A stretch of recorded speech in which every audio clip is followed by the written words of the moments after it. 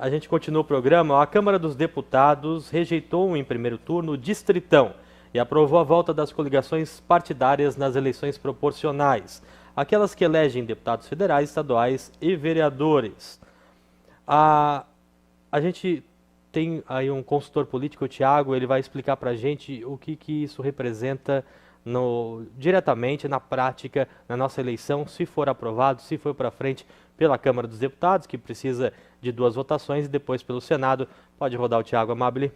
Como em todo ano pré-eleitoral, está na hora da gente falar da mini-reforma eleitoral, que toda vez as pessoas tentam aprovar algumas mudanças na legislação para aperfeiçoar. Na verdade, nunca se parou, para se dedicar a pensar o modelo eleitoral do país. Então a gente vive de reformas em reformas, mudanças e mudanças, que às vezes vão para o lado e depois vão para o outro. A da vez agora que já perdeu na Câmara dos Deputados é a história do Distritão. O que é isso? Como é que funciona o Distritão? Antes da gente entender o Distritão, acho que é importante a gente falar da votação proporcional que acontece hoje. A gente viu que nas eleições passadas o Eduardo Bolsonaro teve milhões de votos, ele foi um dos mais votados da história para a Câmara dos Deputados. A gente já teve no passado o Tiririca, com tal efeito de Tiririca, a gente já teve o Enéas.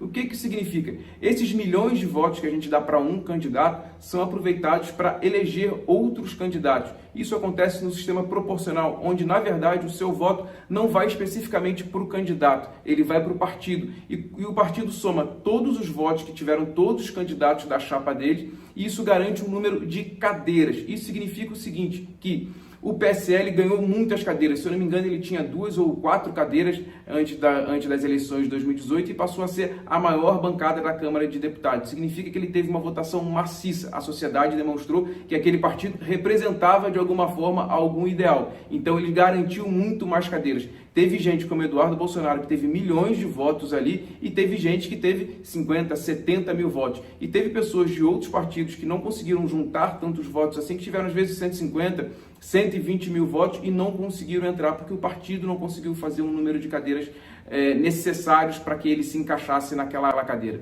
Isso tem um lado positivo e isso tem um lado ruim.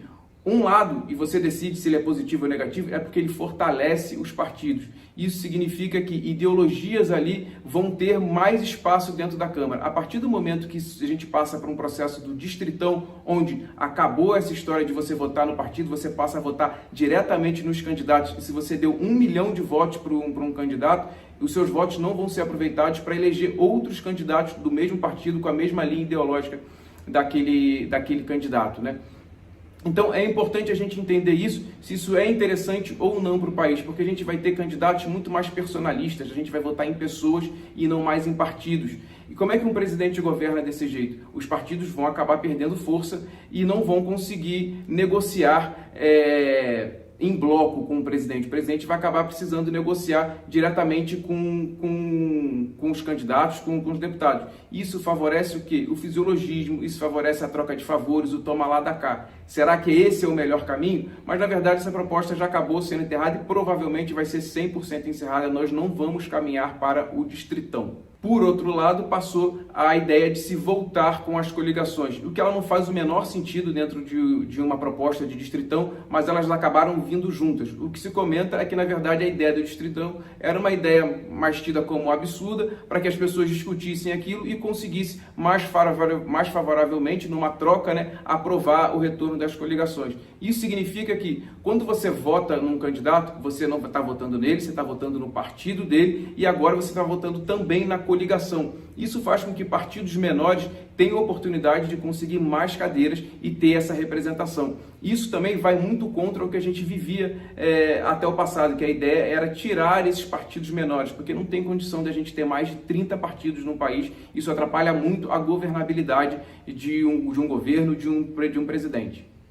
Agora, o próximo passo é, se essa questão das coligações forem aprovadas em segundo turno na Câmara, elas vão ao Senado para lá ser votado novamente também em 2 turnos.